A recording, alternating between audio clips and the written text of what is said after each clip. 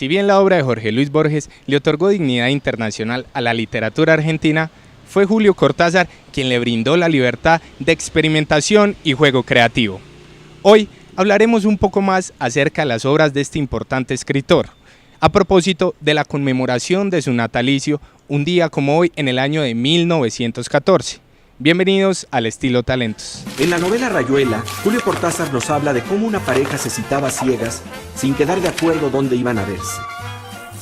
Se internaban por las calles y parques de París sin que ninguno conociera la ruta del otro.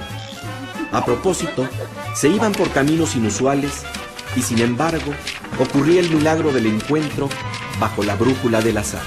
Julio Florencio Cortázar nació en Bruselas, Bélgica, un 26 de agosto de 1914 y murió en París, Francia, el 12 de febrero de 1984. Fue un escritor, traductor e intelectual argentino. Optó por la nacionalidad francesa en 1981 en protesta contra el régimen militar argentino.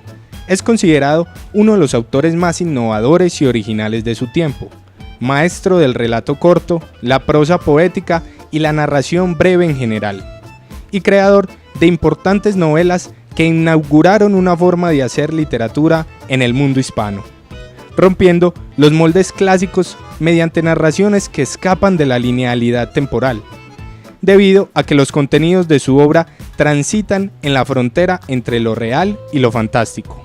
En mis cuentos fantásticos yo no sé nunca cómo van a terminar, sé cómo empiezan. Es decir, hay una especie de situación, una situación en la que yo veo un personaje o personajes a quienes les sucede una cosa determinada, que es en general una cosa insólita.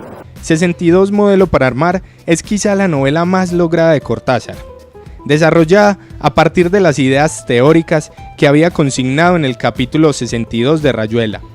La novela narra las conexiones intersubjetivas de un grupo de personas a un nivel que excede los códigos de comunicación cotidianos para adentrarse en un tipo de vínculo más intenso, que genera un lazo que trasciende los límites del tiempo y el espacio. Aunque el carácter lúdico de sus ficciones suele acarrearle el juicio de ser un autor de iniciación a la lectura, la literatura argentina le debe a Cortázar la renovación de sus temas y estrategias, el uso de la lengua y la cultura popular. Yo soy Felipe Alzate, nos vemos en un próximo Al Estilo Talentos.